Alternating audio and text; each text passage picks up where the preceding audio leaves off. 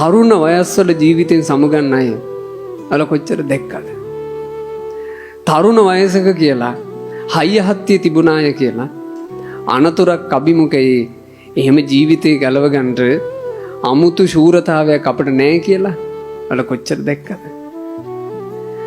හොඳ තරුණ වයසේ දියැලි වල පැනගෙන නාලා සෙල්ෆි ෆොටෝ ගහගෙන ඉන්න අය ඇම්බරිලා මැරෙලා ඉන්නවා. අල දැක්කේ නැද්ද? මේකනේ ජීවිතේ. අපිට සමහරවිට අපි තරුණ වයසේ ජිම් එකකට ගිහිල්ලා පොඩ්ඩක් ඇඟ හදාගත්තොත් අපිට හිතෙනවා මට නම් මේ වයසේ යකෙකුට මොකක් කරන්න බැරිය. අපිට එහෙම නිකන් ඇතුලෙන් එනවා හයියා. මට මොකද දෙන්නේ? හැබැයි ඔහොම අපි හිතන් හිරියට අපිට යමක් වෙන්න යන්නේ තප්පරයකටත් අඩු කාලයක්. ඔයාලා දැක්කද මම දන්නේ නැහැ. සමහරවිට ඔයාලා බොහෝ වෙලාවට දකින්න ඇති මීට අවුරුදු ගානකට කලින් වේයන්ගොඩ බස් ස්ටේෂන් මේ කෝච්චි ස්ටේෂන් එකේ එක තරුණේ එයාගේ ගම වේයන්ගොඩමයි කෝච්චිය නවත්තන්න ඔන්න මෙන්න තියෙද්දි ආ ස්ටේෂන් එකේ පඩි පෙළට යනවා. මේ කෝච්චිය පඩි පෙළට යනවා ස්ටේෂන් එකෙන් බහින්න. ඒ කෝච්චියේ ඒ පඩි පෙළම දිරලා තිබ්බා. ඒ තරුණයා බර වෙනකොට පඩි පෙළ ඇතුළට නැමිලා මේ තරුණයා කෝච්චිය ඇතුළට වැටුණා. මෙයාගේ පෙකණිය ගාවින් ශරීරය සම්පූර්ණයෙන් දෙකට වෙන් වුණා. පෙකණිය හරියෙන් ශරීරයක් වෙන් වුණා කියලා කියන්නේ ආයේ ප්‍රകൃතිමත් කරන්න බෑ. ලංකාව වගේ රටක අපිට ඒකට තාක්ෂණයක් වෛද්‍ය තාක්ෂණයේ දියුණුවක් ලංකාව වගේ රටක කොහොමද නැහැ. ඒ තරුණයාගේ අර උඩු කෑල්ල එළියට ගත්තට පස්සේ එයත් එක්ක ගොඩාක් කට්ටිය කතා කර කර ඉන්න වීඩියෝවල් ඒ කාලේ හරියට ගියා. ඒ තරුණයා ජීවත් වෙලා තියෙනවා විනාඩි 30කට වඩා. ඒ කෝච්චියට කැපිච්ච නිසා ලේ ගියේ හා වුණා. එයාගේ අර උඩුකය කෑල්ල මං මැරෙනවා කියලා දැනත් එයාට කෑල්ල තියාගෙන මිනිත්තු 30ක් විතර ජීවත් වෙන්න උනා. මම ওই වීඩියෝ පටේ දැක්ක මුල් කාලෙම හිතපේක මට මෙහෙම වුණොත් මොකක් හරි ලොකු අනතුරකින් මගේ ඇඟ දෙකට කැඩිලා මගේ ශරීරයේ උඩු කෑල්ල මට ඉතුරු වුණොත් විනාඩි 20කට විතර මට ඒ අසරණකම කොහොම දැනේද?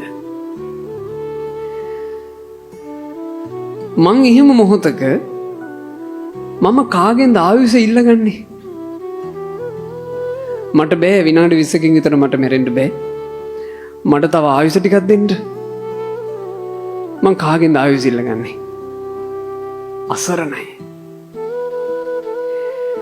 මං ගාව මෙච්චර සල්ලි තියෙනවා. මම මෙච්චරක් වියදම් කරන්න. මගේ ආයුෂ දික් කරලා දෙන්න. මං කීයක්ද දෙන්නේ? මං කියන ඕන පූජාවක් කරන්න. ඕන යදිල්ලක් යඳින්න. මගේ ආයුෂ දික් කරලා දෙන්න. මම මොන දේවාලයටද යන්නේ? අසරණයි. එහෙම අසරණකමක් ඇයි දරුවනේ අපිට තියෙන්නේ? මරණය අපිට වඩා ගොඩාක් උඩින් තියෙන්නේ. අපි මරණයට යට ඉන්න මිනිස්සු. අපි මරණය ඉක්මවල නැහැ. මරණය නැමැති අසරණකම අපිට තියෙන්නේ. අර ඇල්ලේ බස් රථ අනතුරට ගොදුරු වෙච්ච අය දැනගෙන හිටියානම් අපේ මේ ගමන මරණයෙන් කෙලවර වෙනවා කියලා එයාලා තෝරගනීද ඒ ට්‍රිප් එක? නැහැ.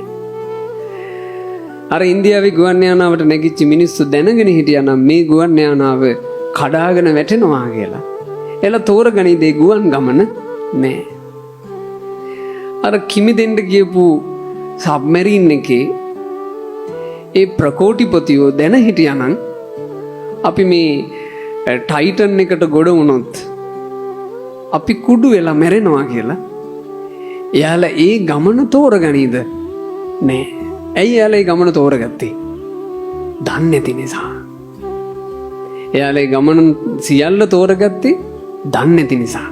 එයාලා දන්නේ කෙසේද මැරෙන්නේ, කවදාද මැරෙන්නේ? කොතැනකද මැරෙන්නේ? දන්නේ. ඔය දන්නේ නැති ප්‍රශ්නේ ඔයාලටත් මටත් නැද්ද? අපිටත් තියෙනවා. අපි දැන් මෙසේ මෙහෙම ජීවිතය ගත කළාට අපේ අවසානයේ කොතැනකද කියා කවුද දන්නේ? මැරෙන්න ඉන්න මිනිස්සු විදිහට ඔයාලා ලස්සන මල් මිටියාවතක් මැද ඉන්නවා වගේ සුන්දර ලෝකයක් ඔයාලගේ වටේ නිර්මාණය කරන්න. අපි මේ සුගතියේ ලස්සනට ඉමු. මොකටද මේකේ එක එක්කෙනාගේ කුණු, එක එක්කෙනාගේ කෝන්දර, එයාලා තරහ පිරිමහන්න අපිට කරපු එක එක ඒවා මොකටනම් අපි ඔළුවේ තියන් ඉන්නවද?